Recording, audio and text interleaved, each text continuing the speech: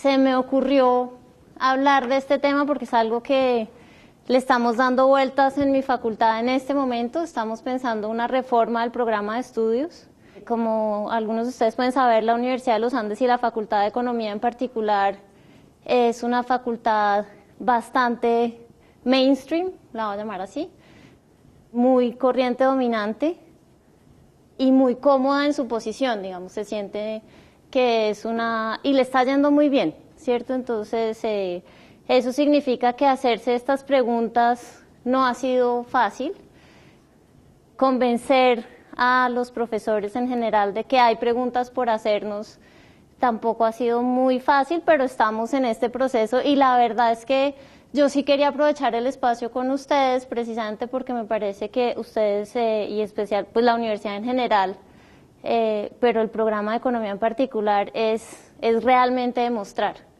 Y entonces yo quería en realidad aprovechar ese espacio precisamente para poder alimentar un poco lo que está pasando en mi facultad, aprovechando su experiencia en este campo de pensar contenidos, metodologías, pedagogía, un poco más allá de sencillamente, de nuevo, la corriente dominante.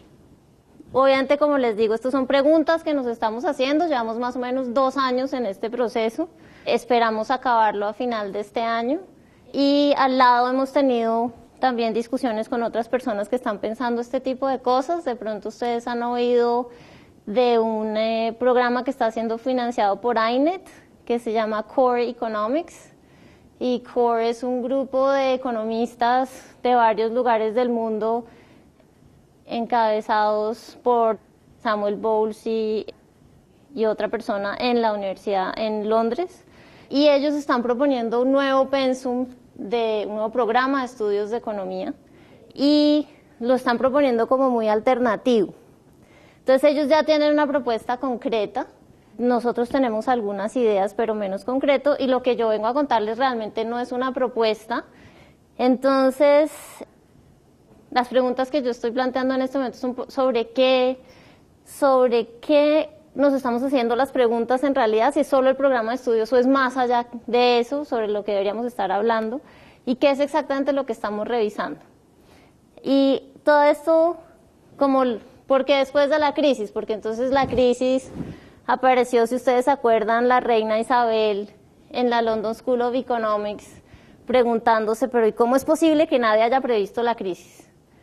Y los economistas quedaron como, uy, ¿cómo así? Y entonces hubo toda una discusión entre todas las bandos de todos los economistas diciendo, no, como, sí, hubo unos que dijeron, no la previmos, y otros que dijeron, claro que sí lo previmos. Y hay toda una discusión de una cosa esencial en economía que yo creo que ha sido muy influyente en la manera en que al menos la corriente dominante, y después volveré a ese término, se piensa a sí misma, que es la posición de Milton Friedman en su artículo de 1953 sobre la metodología de la economía positiva. Y esa historia de la metodología de la economía positiva, que ha sido como centro de discusión por años y años y años, un poco lo que decía es que la gracia de la economía era su capacidad predictiva. Entonces, cuando llega efectivamente la reina Isabel de Inglaterra y dice, pero ¿cómo así? Lo único que supuestamente ustedes deberían ser capaces de hacer, y ni siquiera eso hacen bien, ¿qué es lo que está pasando? Pero al mismo tiempo, si uno hace unas lecturas un poco más detalladas de pronto de lo que estaba proponiendo Friedman, lecturas como la que ha hecho McCloskey, por ejemplo, de pronto lo que encuentra es que esa capacidad predictiva es bastante limitada y depende de una cantidad de condiciones, como dirían los economistas, de supuestos, que finalmente hace que tengamos que entrar a mirar la economía de una manera un poco más cautelosa y sobre todo empezar a pensarla un poco, y esa es la lectura que hace McCloskey de Friedman, como una retórica, como un discurso. Y es como quitarle esta noción como de la ciencia que pretende ser la economía y más bien volverla a decir, bueno, esto tiene más de arte que de ciencia, y volvemos a ese tipo de discusiones que de pronto se nos habían olvidado en la corriente dominante un rato largo, que es precisamente esa combinación entre finalmente la economía, ¿qué es? Es una ciencia, es un arte, es una mezcla de esas dos cosas, es algo que nos permite decir las cosas o nos permite hacer sobre el mundo. Creo que esas son todas las preguntas que nos estamos haciendo en este momento y que además nos hacen hacernos la pregunta, yo creería, sobre qué es lo que significa ese pragmatismo de la economía. Y el pragmatismo de la economía, ¿cómo se debería entender? ¿Cómo se debería entender esa cuestión puramente práctica e instrumental, que es un poco lo que defiende Friedman en su artículo? Pero al mismo tiempo, si hacemos esa lectura de la economía, es un poco como lo que decía Kirman hace muchos años, como decirle a los economistas de la corriente dominante, pues ustedes en realidad son el emperador del cuento del emperador está desnudo. Entonces esto es como mostrarle, cuando la reina de Inglaterra les pregunta a los economistas, bueno, y finalmente ustedes porque no fueron capaces de prever, un poco lo que podría estar pasando es que los cogieron con los calzones abajo a los economistas y les están diciendo un poco como este ropaje como muy científico y muy cierto y muy certero que tenían, pues se está desbaratando. Y eso hace que haya un proceso, y lo voy a llamar así, un proceso como de búsqueda interna y externa entre los economistas, como de soul searching, que empiezan a hacer los economistas a partir de ese llamado de atención, de la crisis, claro, pero de ese llamado de atención muy especialmente, en particular sobre qué es lo que se les está enseñando a los futuros economistas. Y yo quisiera que empezáramos a mirar como ese tipo de detalles, ¿no? ¿Qué se les está enseñando? No necesariamente que están aprendiendo.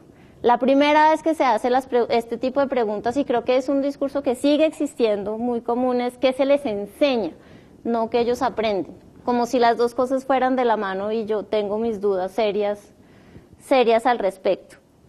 Pero bueno, entonces esta crisis lleva como a este proceso de soul searching, donde la economía empieza, la economía de todas las formas, matices, colores y sabores, empieza a pensar que de pronto sí hay algo ahí que deberíamos estar mirando, porque fíjense que hay una cosa que yo creo que es un hecho sociológico tal cual, y es que la economía dentro de las ciencias sociales realmente sí es como la reina de las ciencias sociales.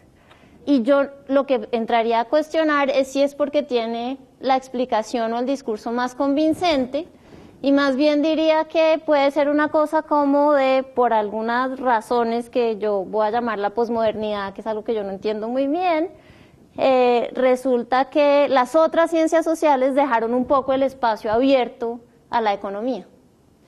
Y con esa cosa como el giro lingüístico y todas esas historias que son súper difíciles de entender, lo que terminan haciendo las otras ciencias sociales es un poco diciendo como el mundo es creado por el lenguaje crea la realidad, entonces todos los lenguajes valen lo mismo, y es un poco como perder esta historia de la modernidad en la que yo creo profundamente, o si no, no sería smithiana, ¿cierto? Y entonces, como yo creo en eso profundamente, yo creo que ahí sí hay una necesidad y hay unas demandas sociales por respuestas a problemas prácticos que las otras ciencias sociales abandonaron y que solo la economía dijo yo soy capaz de responder. Entonces, en esa situación como de poder, o sea, aparece la crisis y la economía se vuelve un blanco muy fácil. Y aparecen una serie de críticas que yo creería que son interesantes, pero son limitadas. Y son limitadas por tres razones. Primero, porque hay una confusión absoluta en los términos. Entonces la gente empieza a decir, sí, eso los economistas neoliberales y los neoclásicos, y como si eso fuera la misma cosa, ¿no? Neoliberal y neoclásico significa lo mismo, y en este momento fíjense que se usan un poco de la misma forma en que yo usé el término posmodernidad, esa cosa ya que nadie entiende. Entonces con neoliberal y neoclásico pasa la misma historia y hay un desconocimiento profundo de que son formas de teoría y posiciones epistemológicas radicalmente, o por lo menos separadas, no son la misma historia. Eso es, entonces se empieza a presentar a la economía como un cuerpo homogéneo de conocimientos sobre el mundo. Y yo creo que, y pues estoy en el lugar donde lo puedo decir, eso, no hay nada más lejos de la verdad que eso. que la economía sea un cuerpo uniforme de teoría, creo que es desconocer todo lo que pasa al interior de la economía misma. Y eso hace que, digamos, esa crítica al menos sea poco entendida y resuene poco en los oídos de los economistas en general.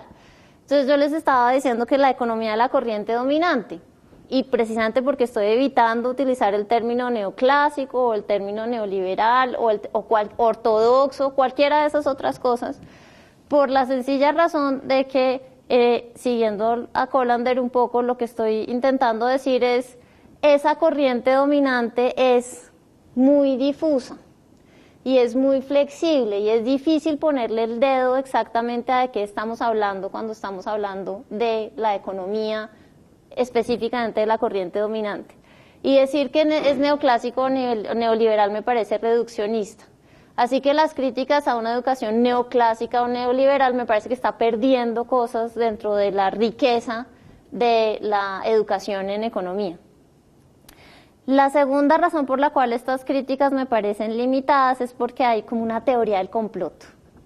Entonces, si ustedes leen, por ejemplo, los libros de Mirovsky, que son libros muy juiciosos, pero son libros que suenan a eso, es la teoría del complot. Entonces resulta que, yo qué sé, la aviación norteamericana con Rand Corporation llamó a Arrow y a Debré y les pagó, bueno, a Debré no, pero a Arrow sí, y les pagó no sé qué, y salieron con la teoría del equilibrio general, y eso finalmente no dice nada, sino que sencillamente es un arma ideológica de guerra, no sé qué. Es como, ay, ¿en serio? ¿Será que todos somos así de bobos, pues, que le creemos a una teoría como tan mala, sencillamente porque tiene un poco de plata detrás? Me parece que es un poco como no tomarnos en serio, ¿cierto? Como decir, como es una forma de descalificación muy fácil, decir lo que pasa es que los economistas tienen el poder porque tienen los medios, no sé qué. No me parece suficientemente convincente. Por el otro lado, se critica la economía de ingenuidad epistemológica.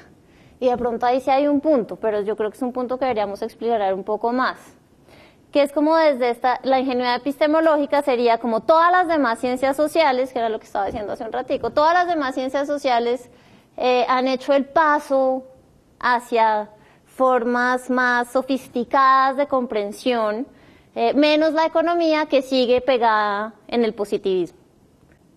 Yo no creería que creer que esta botella de agua existe independientemente de mí sea una caracterización de positivismo ingenuo.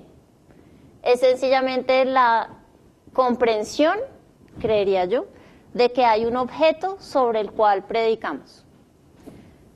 Y fíjense que dije predicamos. Entonces puede ser una cuestión puramente retórica, efectivamente, o lo que crean, pero yo no creo la botella cuando digo esto es una botella de agua. Entonces creo que la cosa es un poco más complicada. Y esas tres críticas que les mencioné me parece que son críticas que tienen sus lados, pero al mismo tiempo tienen sus limitaciones y que nos hacen preguntarnos, bueno, entonces, ¿cuál es realmente el problema que tenemos? Y cuando esa pregunta se hizo, justo después de la crisis, aparecieron los sospechosos de siempre. Y el sospechoso tiene nombre, se llama fama, y es el defensor máximo de esa cosa que se llama la hipótesis de los mercados eficientes. Entonces, todos dijimos, es culpa de este señor. Pero fíjense que dijimos, es culpa de este señor, y en el 2013 al señor le dan el Nobel. ¿Qué pasó? O sea, ¿cómo así? Están diciendo a los economistas en una pataleta y en un berrinche, pues no me importa, yo tengo una teoría y no me importa y voy a defender a la gente que apoya. ¿Sí, será solo eso o algo más está pasando? Pero sí, yo creo que ahí sí hay una posición fuerte de por lo menos este pedazo de la comunidad de los economistas, que está diciendo que la forma en que se está haciendo economía, ese pedazo de la formalización, la axiomatización, la matematización, tiene todo su espacio todavía. Y que probablemente las limitaciones dentro de la discusión y dentro de la posibilidad de hablar de crisis y de fenómenos de ese estilo no tendría que ver con eso. Y ahí sí ya empezamos a ver como diferencias importantes, ¿cierto? Esa es una primera que me parece que es interesante de ver, precisamente en cuando nos estamos preguntando cómo deberían ser los programas de economía. Ese pedazo de la formalización creo que es una cosa grande que tiene que estar ahí. Pero es una cosa que para los estudiantes es muy difícil de entender. Hacer la conexión entre ese lenguaje que comparte la comunidad académica a la cual van a pertenecer y su preocupación por el mundo, por la botella de agua, como que no pega, como que ellos no ven. Entonces ahí aparecen todos los movimientos de estudiantes diciendo la economía es irrealista, es irrelevante, habla de mundos irrelevantes y por eso nosotros estudiantes de economía queremos un cambio radical. Pero por alguna razón, y haberle dado el Nobel de la Fama en el 2013 me parece que es indicativo de eso, por alguna razón los economistas, al menos de la corriente dominante, no se reconocen en esas críticas tampoco. No les parece que esas sean críticas serias. Entonces, ¿por qué?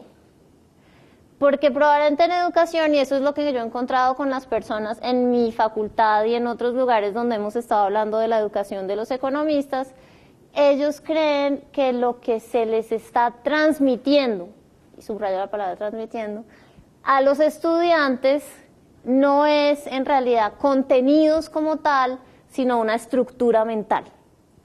Y empiezan a hablar entonces de que esta estructura mental, que es una forma sistemática, ordenada y replicable de abordar problemas. Entonces, toda esta cosa de que si hay mundos irrelevantes, todas esas cosas ya desaparecen. ¿Sí ven? Porque ya cuando uno está hablando de una estructura mental, está hablando de una actitud frente al mundo. Y esa sería una actitud característica de los economistas. Y entonces que todo este proceso de enseñarles matemáticas, expresión colombiana, a la lata, y de solamente hablar en regresiones y todo ese tipo de cosas, en formalización, eso lo que está haciendo es permitiendo construir una estructura mental concreta. Y entonces es como les van a decir, y esa es una discusión que también he encontrado mucho, nos dicen, no, miren, nosotros les damos todo esto y en algún momento, los estudiantes van a hacer clic. Y van a hacer la conexión y van a entender que tienen una estructura mental, que durante su paso por el programa de estudios del pregrado adquirieron una estructura mental que los identifica como economistas, que los permite ser más precisos, más rigurosos, más incisivos que el resto de los científicos sociales. Por eso, porque son sistemáticos, ordenados, replicables. La pregunta es si uno sí tiene que esperar tanto. O sea, como, esto es como, no sé, como por la obra y gracia del Espíritu Santo de pronto hay clic. Y entonces entendí por qué fue que hice todos estos 25 años de matemáticas.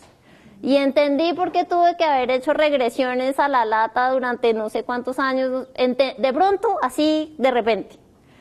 Entonces, eso es otra cosa que me parece que refleja precisamente esa como disociación que tenemos y que no logramos entender entre enseñanza y aprendizaje. Porque esto es como una concepción de los estudiantes como si fueran un contenedor. Yo los voy llenando, y voy llenando, y voy llenando, hasta que de pronto está lleno y suena el clic. Pero en realidad el estudiante no hace nada. ¿Sí? Entonces hay una pregunta, creo que se presenta aquí, que es lo que me parece interesante, es exactamente de qué estamos hablando cuando estamos hablando de reformar o de revisar los programas de estudios en economía. ¿Estamos hablando solamente de revisar los contenidos? ¿Solamente de decir, bueno, de pronto ya no tantas matemáticas o de pronto metamos más problemas del mundo real? ¿O estamos hablando de la formación y de tenemos que cambiar esa cosa de que de pronto hagan clic y dejar de pensar en enseñanza y empezar a pensar un poco más en aprendizaje? Y además de eso, yo creo que hay una cosa que en la discusión a veces hace un poco de falta, una cosa que hace un poco de falta y es pensar que se están formando economistas, claro, pero que un economista no es un contenedor en el vacío de teoría económica. cuando además ni siquiera logramos definir muy bien teoría económica qué es. Contrariamente al sospechoso de siempre que todo el mundo tuvo, que era fama, yo tengo mi propio sospechoso de siempre, que me hace pensar que efectivamente hay algo dentro de la formación de los economistas que hace que perdamos esa otra dimensión, que es la dimensión de que estamos formando a personas. Y en particular que estamos formando ciudadanos.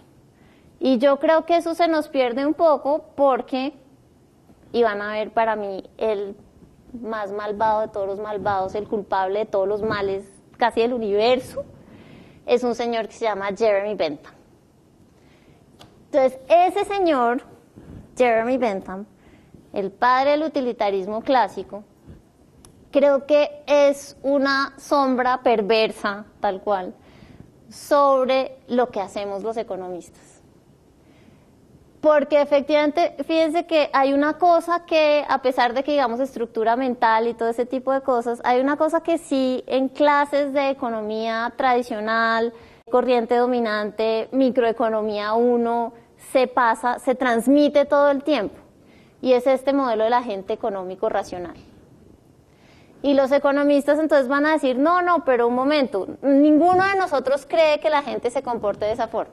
Nosotros no creemos, y la economía experimental ya nos ha mostrado muchas cosas de ese estilo, nosotros no creemos que la gente realmente maximice, esto es solamente un supuesto simplificador, la teoría de la elección racional nos permite sencillamente pensar el mundo más fácilmente.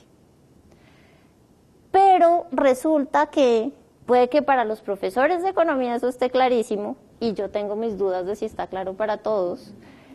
Para los estudiantes no parece estar tan claro. Y para Bentham no era claro para nada. Bentham decía que la gente se comportaba así. Para Bentham no era un supuesto de comportamiento. Bentham dice claramente, miren, hasta el más loco calcula. Todo el mundo calcula. Eso es lo que hacemos. Claro, yo no voy a escribir una cosa de optimización, no sé qué estilo, teoría del equilibrio general con un sistema completo de mercados, no.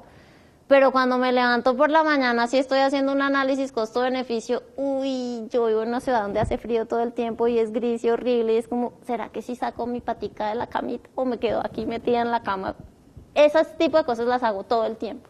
Y eso es lo que decía Bentham, y Bentham sí cree que esa era la forma de fundar una filosofía moral científica. Lo que a mí me parece que a veces se nos olvida un poco en economía es que nosotros sí somos herederos de Bentham. Y ese modelo de comportamiento sí viene de ahí. Y entonces cuando los economistas de la corriente dominante nos dicen, no, miren, lo que pasa es que cuando hablamos de utilidad ya no estamos hablando como Bentham en términos de felicidad y de penas y dolores y placeres, no sé qué. Estamos hablando de una función de ordenamiento de preferencias y eso es todo. Eso es como así que eso es todo. Sí, es una cosa como de uno no se deshace tan fácilmente de las herencias. Uno no se deshace tan fácilmente de los supuestos o de las tradiciones o de las nociones filosóficas de las cuales venimos. Y creo que efectivamente lo que propone Bentham fue muy atractivo para los economistas, Jevons en particular, pero para los economistas en general, porque es una forma de decirles, miren, lo que nosotros necesitábamos era algo que sea capaz de predecir, modelar el comportamiento individual, yo se los estoy dando y con eso podemos hacer ingeniería social. Esa es la propuesta de Bentham. Y a mí me parece que es una propuesta cercana a lo que hace la economía de la corriente dominante hoy. Tengo un modelo, y todos dicen tengo un modelo, pero es un modelo que me permite hacer cosas en el mundo. Y entonces ahí empieza como esta mezcla, vuelvo otra vez, entre el arte y la ciencia, que es la economía. Y ese ruido que le empieza a hacer a los estudiantes en la cabeza de si este agente económico es realidad o ficción, por mucho que los profesores les digan que no lo es.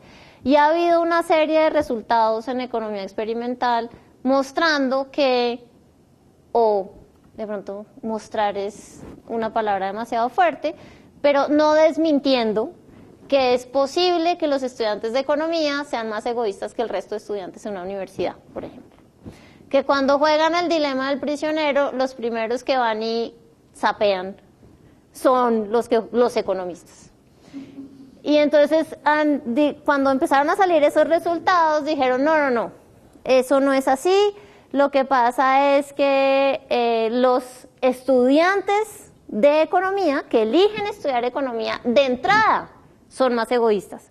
No es que la economía los vuelva más egoístas, es que ellos ya son así.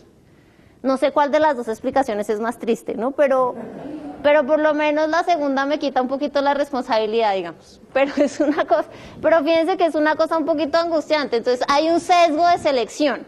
Aquellos que se dedican a la economía son la gente que está más guiada por el egoísmo. Fíjense que no dije interés propio, dije egoísmo tal cual. Pero lo que sí se ha demostrado, se demostró después un poco también en economía experimental, es que mientras pasar por la universidad al resto de los estudiantes hace que aumenten sus tasas de cooperación, en los economistas no. Los estudiantes de economía no se vuelven más cooperativos por haber pasado por la universidad. Entonces, de pronto ahí sí hay algo que está pasando con ese modelo de agente racional, que sí está calando en una formación no solo de economistas, sino de personas y, de nuevo, insisto, de ciudadanos, que sí creo que es una cosa que nos debería preocupar. O sea, que lo que estoy diciendo es que la estructura mental, que supuestamente ese es nuestro objetivo, la estructura mental es más que una forma ordenada, sistemática y replicable de pensar. Esa estructura mental implica una transmisión de valores y de preocupaciones, y esos valores y preocupaciones que los economistas de la corriente dominante no reconocen como tal, se llaman eficiencia. Y eso es un valor, como cualquier otro. Y no hay una discusión al respecto, ¿cierto? Es como, no, eso es neutral. Eso no tiene ninguna connotación más allá de eficiencia. Y ayer precisamente me mandó un colega un artículo que salió en como el University World News, una cosa así, se han visto los últimos escándalos de corrupción en Chile. Aparecía un artículo muy significativo diciendo la mitad de los, no estoy exagerando, pero digamos, la mitad de los implicados en estos asuntos de corrupción en el gobierno chileno son economistas. Y son economistas, yo no sé si acá, eso no lo he mirado. Pero en Chile sí, y ustedes saben pues que los economistas chilenos tienen súper buena reputación de grandes economistas, no sé qué. Mi facultad tiene un caso de esos. Tenemos un estudiante estrella en mi facultad que hizo su doctorado en 3 años flat, con todos los honores, todo tipo de cosas, no sé qué. Y volvió a Colombia a ser viceministro técnico de Hacienda, después fue ministro de Agricultura, era de las carreras políticas más prometedoras y estrella pues de todos los aspectos.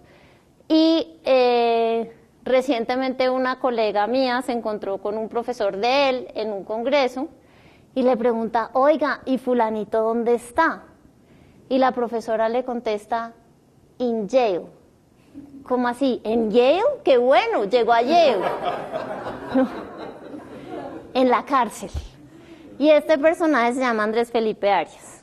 Y eso también en la facultad nos hizo un poco preguntarnos como, uy, ¿qué está pasando? Y en Colombia hemos tenido algunos otros, poquitos, escándalos de corrupción y por ahí aparecen economistas, no sé qué. Claro, puede ser muestra de algo, puede no ser muestra de nada, pero el artículo que apareció esta semana sí ponía en cuestión precisamente la formación de los economistas. O sea, ¿qué es lo que hace que a los economistas parece que les pesa menos en nombre de la eficiencia? Porque la defensa de Andrés Felipe Arias fue todo el tiempo eso. Esto es un programa técnicamente demostrado que va a lograr una asignación eficiente de recursos dentro del sector agropecuario. Y para lograr que este programa pase, hizo todo lo que podía y no podía hacer, ¿cierto? Y por eso está en la cárcel. Entonces, claro, pues ahí puede hacer, pero su defensa fue esa. Su defensa ni siquiera fue persecución política, su defensa es que ustedes no entendieron que, y lo voy a caricaturizar, no lo puedo evitar, eso fue lo que dice el modelo. Yo hice lo que el modelo me dijo que hiciera. Pues bueno. Entonces, a raíz de ese artículo, en estos 2 días, mis colegas han tenido una conversación por Facebook, una conversación entre economistas, diciendo que finalmente es que pues los economistas no tienen por qué preocuparse sobre estas discusiones sobre valores, esas son cosas que se aprenden en la casa, que ya después, ¿para qué? Eso ya no hay tiempo, ya es demasiado tarde. O sea, si uno desde chiquito es ladrón y nosotros ya no podemos hacer nada al respecto, y pues si todos los ladrones entran a economía, pues ¿qué vamos a hacer? ¿Sí? Entonces, pues también estoy exagerando, pero es un poco de ese nivel la discusión. Por ejemplo, si hubo esto sí es, digamos, literal, digamos, no, es literal. Uno de mis colegas ponía el siguiente ejemplo, que es un ejercicio que hace en clase, que es después de, no sé, en Colombia esta semana hubo una avalancha terrible en un pueblo en Antioquia que se llama Salgar. Imagínense una situación como esa de Salgar y después de esa situación resulta que hay un vendedor de colchones. Y entonces la gente va a comprar los colchones y evidentemente, el precio de los colchones sube. El precio de los colchones sube y eso hace pues que el tipo se empieza a enriquecer, pero que hay un poco de gente que se va a quedar sin dormir porque sencillamente no tiene cómo comprar los colchones. Esto es un ejercicio de introducción a la micro y acto seguido el profesor les pregunta, ¿les parece que esto es justo? Entonces, a la primera pregunta de por qué subieron los precios, todos los estudiantes saben y opinan y no sé qué. Cuando les preguntan, ¿y esto es justo? Quedan en, ¿cómo así? Eso es una pregunta que nos tenemos que hacer. Y la respuesta de mis colegas fue, es normal que un estudiante no pueda responder si esta situación es justa o no. Es normal. Y a mí eso me parece angustiante. Que uno como profesor responda, es normal que un estudiante no tenga un criterio de justicia. Fíjense que yo no estoy diciendo, démosles un criterio de justicia, por lo menos que sepan eso que puede querer decir.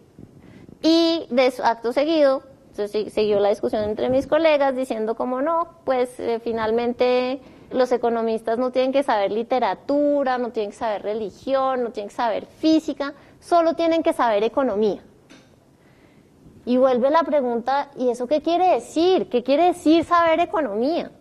Y entonces otra vez viene la pregunta por la formación, entonces nos tenemos que preguntar por la pedagogía, la metodología, no sé qué, el contenido, tenemos que y preguntarnos sobre, digamos, por ejemplo, si nuestra preocupación es no solamente en lo que estamos transmitiendo, sino en lo que ellos están entendiendo, lo que están captando, pensar si de pronto métodos alternativos de aprendizaje podrían tener algún sentido, esa cosa del peer learning o la aproximación constructivista del conocimiento o ese tipo de cosas. Pero esas también son preguntas costosas, o sea, son preguntas que yo creo que hay que hacerse, pero son preguntas costosas en términos del tiempo de los profesores y en términos de las carreras de los profesores. En una disciplina como la que tenemos de Publish or Perish, donde además los rankings están muy claramente establecidos, ponernos a pensar y hablar de docencia es muy costoso.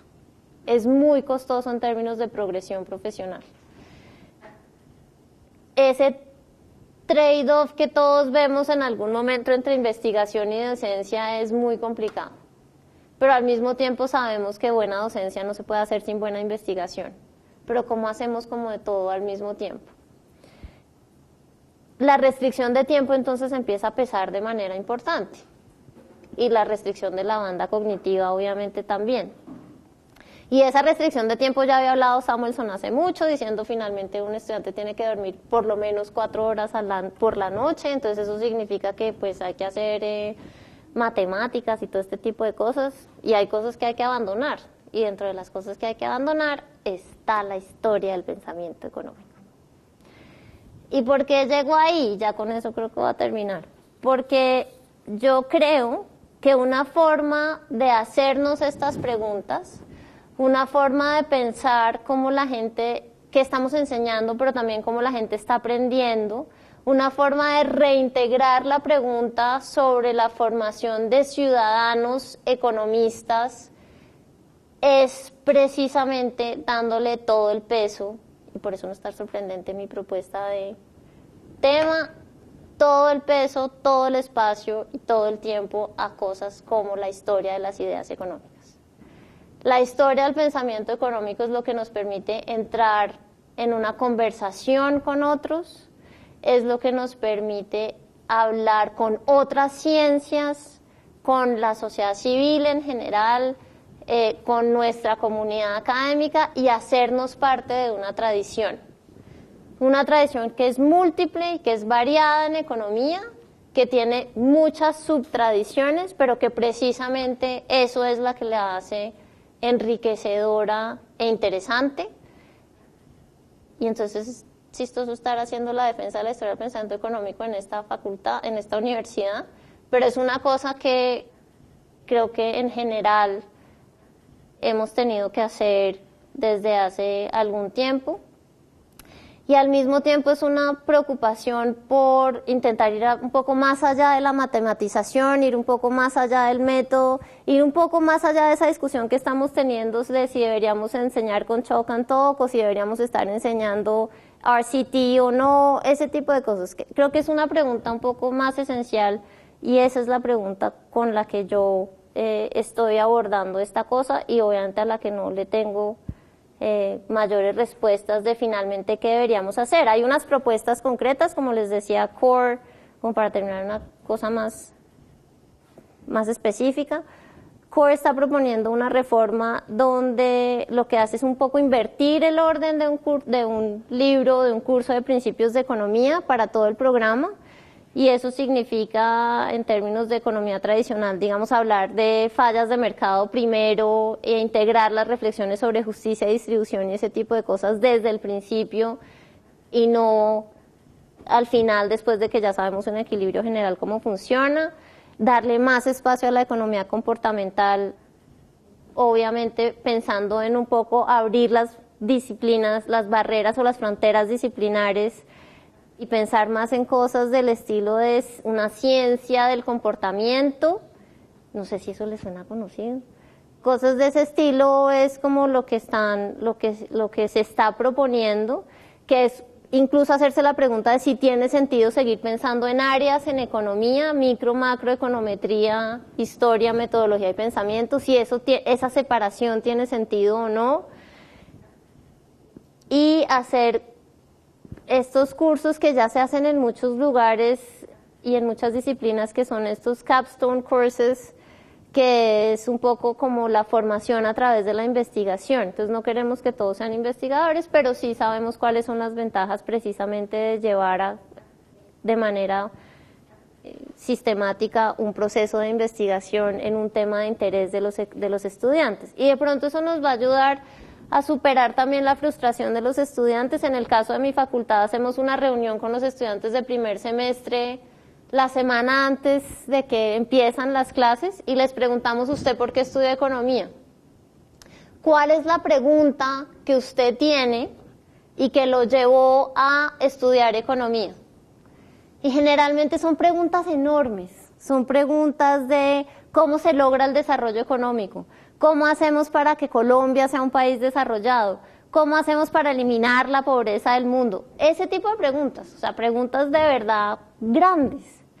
Y después les hacemos la misma pregunta a los estudiantes que se van a graduar, justo antes de la ceremonia. Y les preguntamos, bueno, ¿se acuerda cuál era la pregunta que usted se hacía en primer semestre? ¿Y usted cree que haber pasado por este programa de estudios le sirvió para responder esa pregunta? Y en el momento en que mis colegas aceptaron que teníamos que revisar el programa de estudios, fue cuando sistemáticamente los estudiantes empezaron a responder, no, pero esas eran unas preguntas de niño chiquito. Eso era cuando yo era chiquito en primer semestre, que yo creía que eso de la pobreza y la justicia y el desarrollo. No, yo ya sé que hay que hacer una regresión. ¿Sí ven? En ese momento realmente nos dio angustia existencial y dijimos, estamos haciendo algo mal. Y en ese momento empezamos a pensar, deberíamos, más allá de ocuparnos de la transmisión de herramientas, decirles que esa estructura mental sirve para pensar esos problemas que sí son los problemas interesantes. Y no cuál es la causalidad entre, no sé. ¿Sí ven? Entonces, básicamente eso era un poco que en mis términos de historiador del pensamiento significa volver a la economía como una filosofía moral, punto. Y intentar hacer una educación alrededor de esa idea y un proceso de aprendizaje alrededor de esa idea. Y eso era todo. Gracias.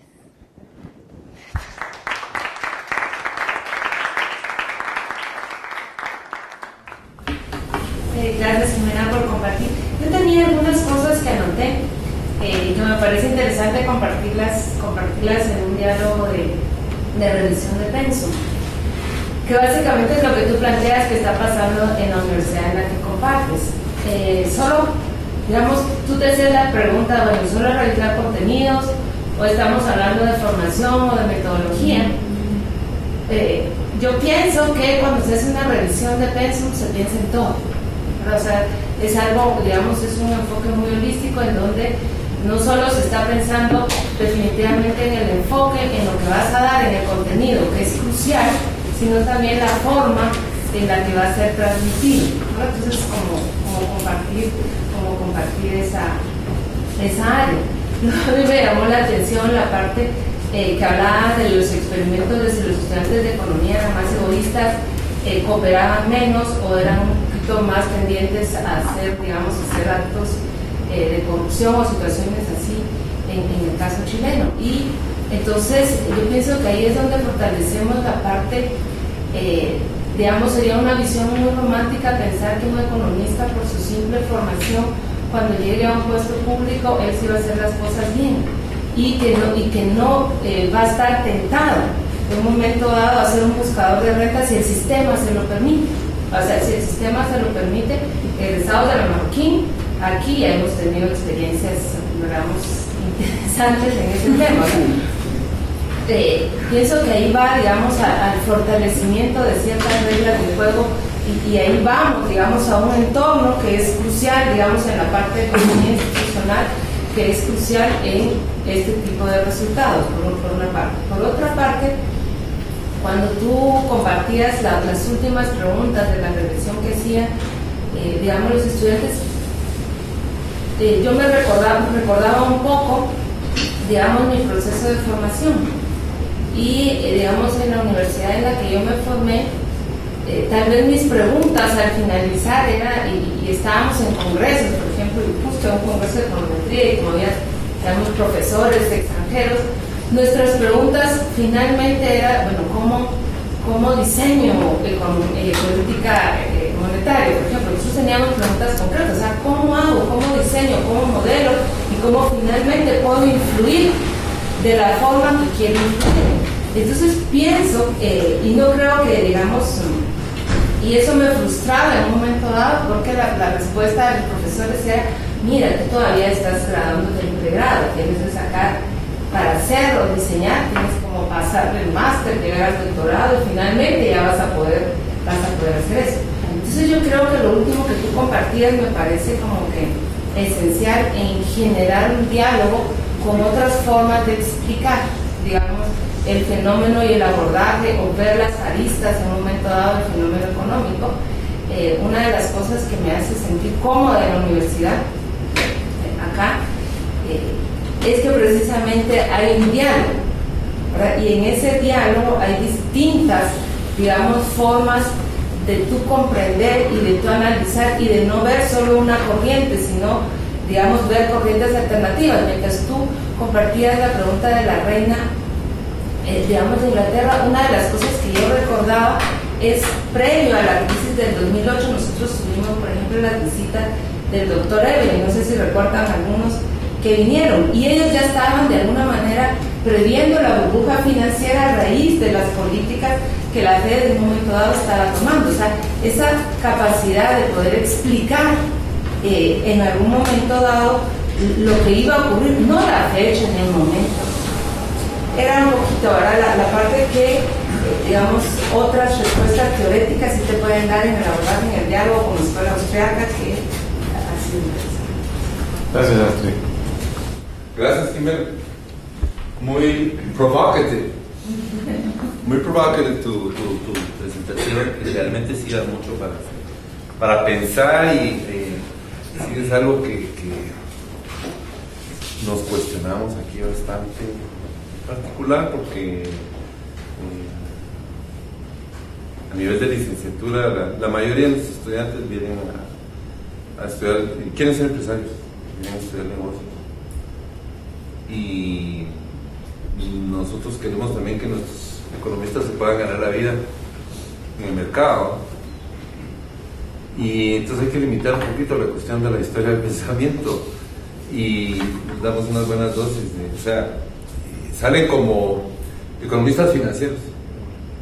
Yo te agradecería mucho si fueras tan gentil de darnos tu visión de lo último que dijiste, es decir, la economía debe regresar a ser una disciplina de la filosofía moral.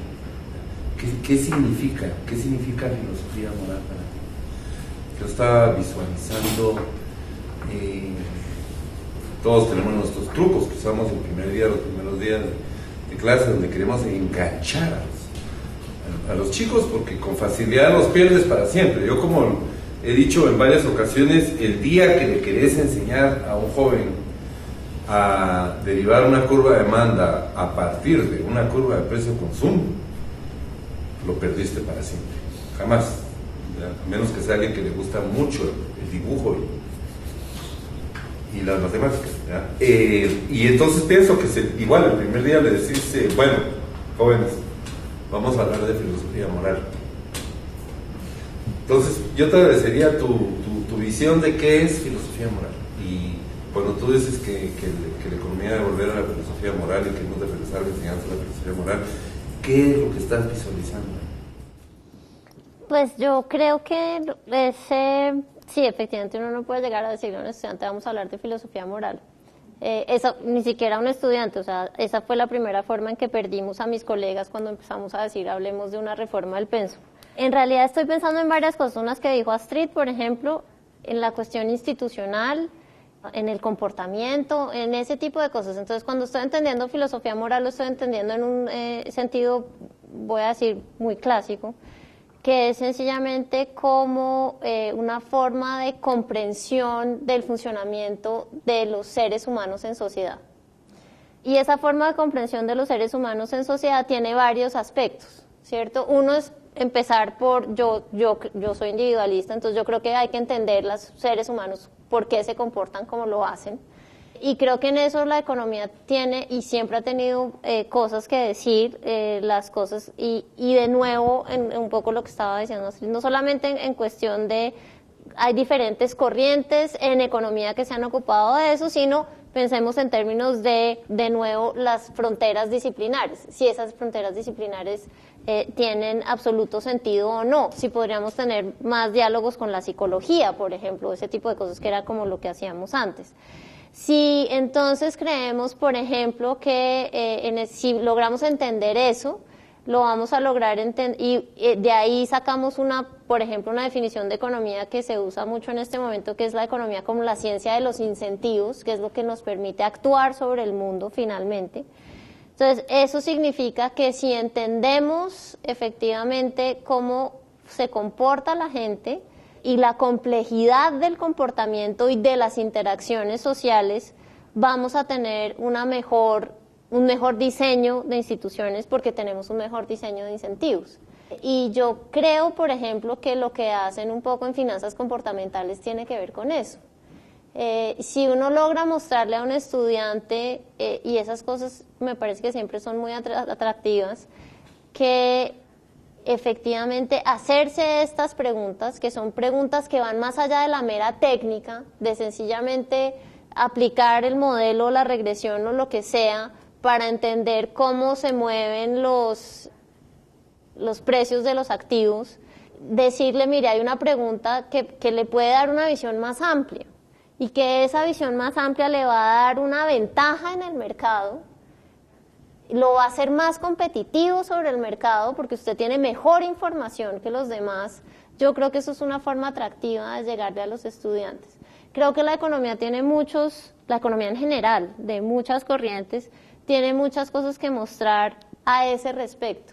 Y creo que son cosas que ahí sí creo que los economistas somos en general muy malos comunicando y somos muy malos hablando con el mundo exterior.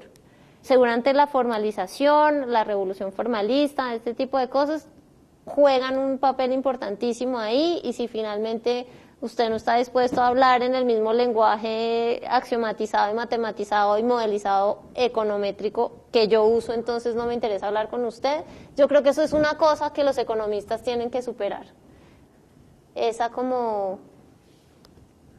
No puedo evitar el juego de palabras, pero la fatal arrogancia de los economistas de creer pues que esto es una cosa ya para iniciados, creo que es y poder volver a los orígenes, eso eran los orígenes finalmente, entender cómo funcionaba la gente y poder diseñar entender instituciones que efectivamente le den a uno una ventaja competitiva sobre el mercado. Creo que sería una forma interesante de mostrar ese tipo de cosas.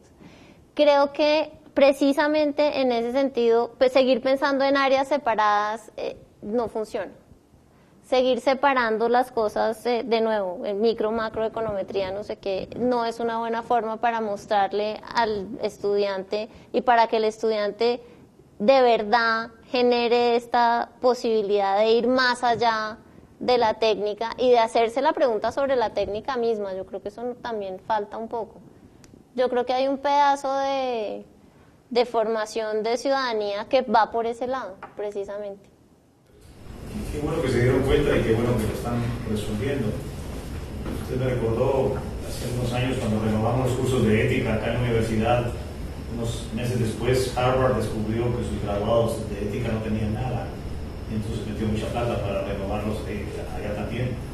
Y qué bueno que funciona el arte y la estructura integral de pensamiento en las personas, para entender que además de modelo es bueno saber hacer pizza y tocar un instrumento o cantar. Creo que van a encontrar buenos resultados en el camino, y probablemente cuando usted refiere a sus economistas, aquí la pasamos mejor, se habla más bonito sin esa dosificación de técnica que usted está planteando. Así que espero que pueda mantenernos al tanto de por dónde camina la historia. Creo que ese criterio de la economía dominante, que usted respetuosamente menciona de esa manera, pues ha hecho mucho daño, y al final de cuentas, por supuesto que tiene que renovarse. El problema es que va a pasar mucho tiempo una vez usted resuelva su estructura de pensum para ver resultados, porque pues apenas estamos empezando a pagar el hecho de las aplicaciones de esos criterios. Pero gracias por contarlo, y por favor manténganos al tanto a ver qué podemos ir viendo en el avance que tiene. Y mañana se va a sorprender mucho con las noticias en Guatemala. La producción en Chile se va a divertir bastante para poder meter otra cosas al modelo. Otro slide. Mira, yo me perdí un poco en tus comentarios y postura de Eugene Fama, o sea, el teoría de eficiencia de mercados. ¿Cuál es tu postura en eso? Que me perdí un poco de tus comentarios de Fama. Me va a salir por la tangente un minuto después de vuelvo. Entonces, la salida por la tangente es: yo soy historiador del pensamiento económico. En ese sentido, mi trabajo es más bien de observador. Dado esa salida por la tangente, creo que La hipótesis de la eficiencia de los mercados es muy complicada. Si efectivamente consideramos que se aplica. Incluso si podemos, si siquiera, yo creo que la pregunta está ahí. Y la pregunta está ahí de si es una forma, es una explicación relevante para entender alguna cosa. Sin embargo, a mí me parece complicado hacer la crítica al realismo, porque, y me voy a ir más atrás de Fama y voy a ir hasta Walras para decir, Walras siempre supo que la teoría que él estaba planteando no era una descripción del mundo, no era una teoría realista. Y siempre dijo en los elementos de economía política pura, y lo dijo claramente, que eso era solamente de nuevo una estructura mental o un marco de pensamiento. Y en ese sentido, entonces yo creo que se les puede dar el beneficio de la duda, digamos. El beneficio de la duda. Ahora, cuando estas cosas se utilizan tal cual, sin mediación, porque la mediación que hace Walras yo creo que sí es importante y es un pedazo que a la corriente dominante se le ha olvidado por completo. La mediación es, bueno, yo tengo esta estructura acá y hay unas cosas que esta estructura no puede resolver. Y esas cosas que esta estructura no puede resolver, no las puede resolver porque son decisiones políticas y sociales. Y implican una posición política y una posición ideológica, digamos. Y los economistas de la corriente dominante me parece que se han lavado campalmente las manos sobre esa posición política e ideológica y no la asumen. Y por eso hablan de la neutralidad de los valores y por eso dicen el modelo y por eso dicen, sí, no, lo que pasa es que los mercados son eficientes. Pero estoy yendo un poco más allá de sencillamente decir es una hipótesis que no sirve para nada, que está basada en la noción de equilibrio, el equilibrio no nos ayuda a pensar más claramente. Estoy haciendo una crítica un poco más allá de eso, de la utilidad misma de la cosa, diciendo lo que pasa es que se nos olvida hacer este paso, que es que para pasar de la economía política pura a la economía política aplicada hay que asumir una posición política. Y la economía la tiene. La corriente dominante la tiene que decir explícitamente y dejar de decir es que este es un modelo que me ayuda a pensar mejor. Gracias. Soy que un intruso porque yo vengo del derecho, pero gracias por la explicación. Pero si la economía es la reina de las ciencias sociales, entonces que Dios salve a la reina. Así que me pregunta lo siguiente, decías en la exposición que había como una falta de sensibilidad por las grandes preguntas. Y esas grandes preguntas luego conectadas con el tema de la revisión a una filosofía moral o concebir la economía como una filosofía moral. La primera que hago es, ¿eso significaría aquí corroborar que en el ámbito económico se acuden los estudios de economía a las teorías de la justicia, que hay por cantidades, por muchas, y que muchas veces no se hablan en las universidades y las cuales casi todos son antiliberales, por cierto, Sandel, Barry, Kimlicka, Elster, bueno, por cantidad. Esa es la primera pregunta. La segunda pregunta es el tema de relaciones disciplinares que mencionabas. En el ámbito del derecho y la economía casi que es una fractura absurda, casi que no hay ningún tipo de conexiones y creo que no es lo más sano. O sea, ¿qué tipo de conexiones verías entre el derecho y la economía? Y la última, la tercera, es el tema del pensamiento económico. Básicamente, creo que si entendí bien tu propuesta, Jimena, es como una especie de diálogo con las generaciones muertas para ver si allí encontramos respuestas al presente y no creer que arrogantemente tenemos la respuesta a todos los problemas del presente sin incluir el pasado. Pero eso me gusta, pero hacías una crítica feroz a Bentham, y es un autor un poquito que creo que tiene mucho que decir hoy en día. Entonces me gustaría saber qué realmente criticas del utilitarismo de Bentham, o si estarías en contra del utilitarismo de Bentham o de las interpretaciones del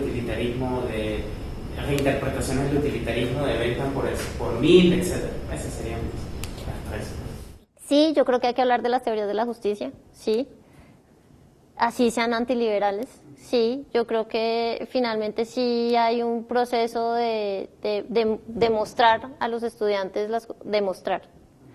Y de ayudarles después a ver los pros y los contras de cada una de estas posibilidades.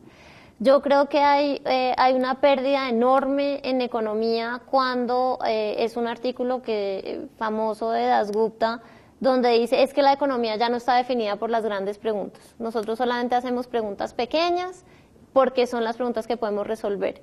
Creo que la expresión máxima de eso es Esther Duflo con los Randomized Control Trials, que es como tratamiento, control, a esta gente le sirven los mosquiteros, entonces los mosquiteros sirven en el universo.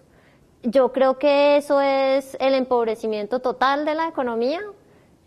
Creo que eso es reducir la economía a una técnica y por eso creo que hay que volver efectivamente a las grandes preguntas y por eso es como mi defensa de la historia del pensamiento económico, no solamente porque sea historia, porque nos introduce dentro de una tradición, porque nos hace pensar en las diferentes respuestas y alternativas que ha habido a esas preguntas, sino porque es una forma de hacer economía. La historia del pensamiento no es el pasado, la historia del pensamiento es hacer economía, hacer teoría económica. Y yo creo que hay que recuperar el lugar de la teoría en economía. Creo que ese es un lugar que se está perdiendo de manera importante.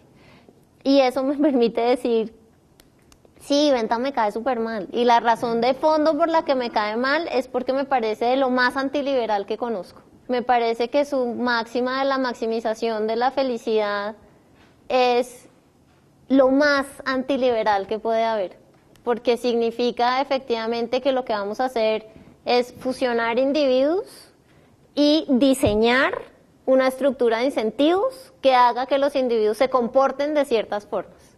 Y esto es Bentham puro, o sea, esto no es reinterpretación de Bentham, es mi reinterpretación de Bentham, entonces, es mi lectura de Bentham. Entonces, por eso, pero bueno, ahí sí, el pedazo que no estaba intentando hacer de ser neutral, no, con Bentham no lo logro.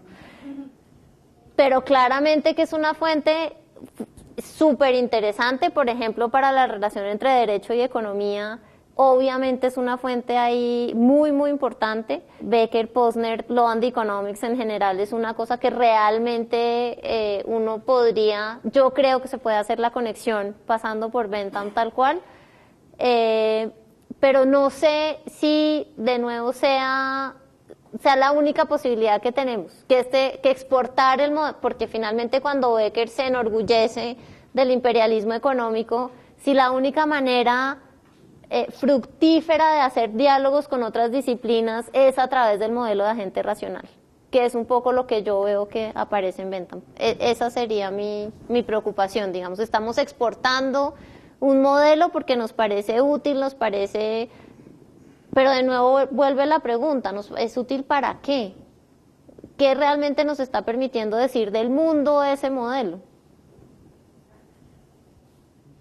Jimena, a mí me parece súper interesante todo lo que nos has compartido. Casi uno podía seguir el pensamiento, ¿verdad? Y la discusión que llevaban a cabo dentro de tu universidad alrededor del tema. Y pues hay algunas cosas que tomé nota que me parecieron súper interesantes, como cuando mencionas este tema de la falta de formación ciudadana como uno de los grandes temas que tú observas como una gran necesidad, y de la parte de la falta de la formación de la persona, ¿verdad? De la persona, en donde podría ir incluido el tema de la comunicación, el tema de valores, ¿verdad? Y estos otros temas. Y después mencionaste, cuando Fritz te hizo la pregunta de filosofía moral y qué entiendes, tú mencionaste dentro de las cosas el tema del entendimiento de los incentivos, el tema de comprender el comportamiento complejo de los seres humanos y de las instituciones.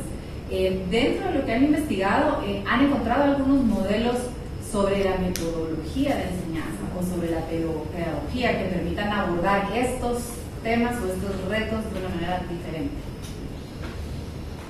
Sí, pero no sabemos esto cómo... Sí, pues digamos, hemos encontrado, hay muchos programas, pero específicamente para formación ciudadana, independientemente de la disciplina, digamos. Entonces, de nuevo, creo que hay un pedazo de salirse de la disciplina que es importante. Dentro de estas cosas está muy de moda, digamos, este pedazo de las competencias de responsabilidad ciudadana y del aprendizaje a través del servicio.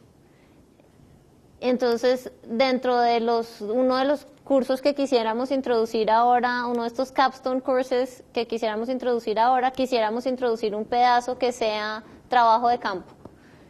Y que ese trabajo de campo sea preferiblemente, claro, cuando uno es como yo, que solamente le interesan los muertos, entonces es más difícil obligar a los estudiantes a hacer este tipo de cosas, pero es una cosa de encontrar la manera en que los estudiantes hagan trabajos con comunidades.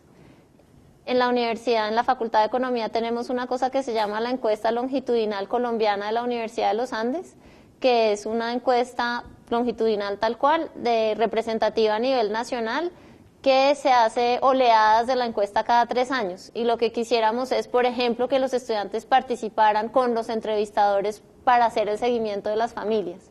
Que utilicen los datos de un ejercicio que hicimos fue, les presentamos a los estudiantes los datos de la ELCA y les dijimos cuente una historia, porque ya tenemos 2 rondas. Entonces, esto es una familia y tienen datos de todos tipos sobre estas familias. Entonces, fue una familia que se entrevistó en 1 año y es una entrevista que se entrevista después a los 3 años y les decimos cuente una historia, pero tiene que ser literaria, una historia de qué pasó entre este año y este año. Y eso es una forma de volver a vincular a los estudiantes con la comunidad, están hablando de gente. Sabía alguien que hacía un chiste muy cruel y es que la diferencia entre los economistas y los médicos es que los médicos ven a sus muertos y los economistas no. Entonces la idea un poco es que vean esto, que las decisiones y las recomendaciones de política que hace un economista tienen impacto sobre la vida de la gente y que además tiene impacto en dimensiones más allá de la eficiencia, que el bienestar es más allá de la eficiencia.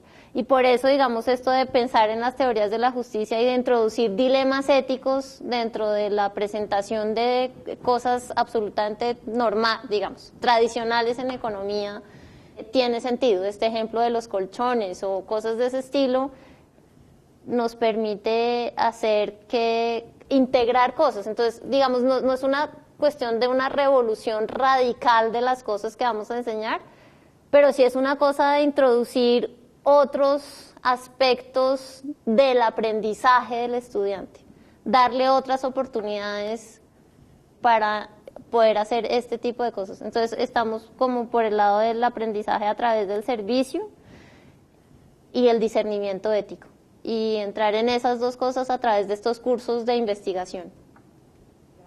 Solo pequeñita por lo último que dijiste también que lo tenía. Cuando ustedes preguntan en ese ejemplo de la avalancha, que los precios de los colchones suben porque hay un incremento de la demanda y se aborda el tema de justicia, solo para ver si estamos en el mismo canal, ¿qué esperan ustedes lograr? ¿O cuál es qué es realmente? O sea, es plantear la pregunta en general y que todo el mundo responda lo que sea, o qué quieren realmente, o sea, ¿cuál es el objetivo? Porque cuando uno hace algo, realmente como profesor quiere demostrar algo.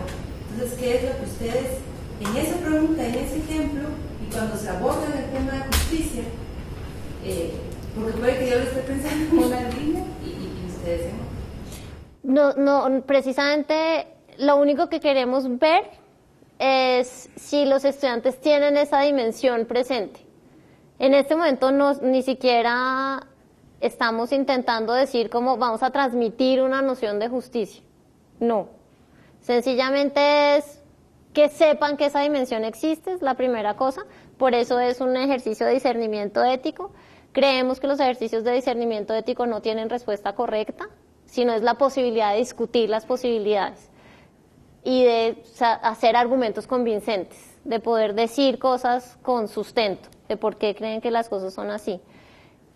Entonces, nuestro primer objetivo era sencillamente ese, y ese objetivo está asociado con otra cosa que nos está pareciendo muy importante, que es mostrar los límites de la economía.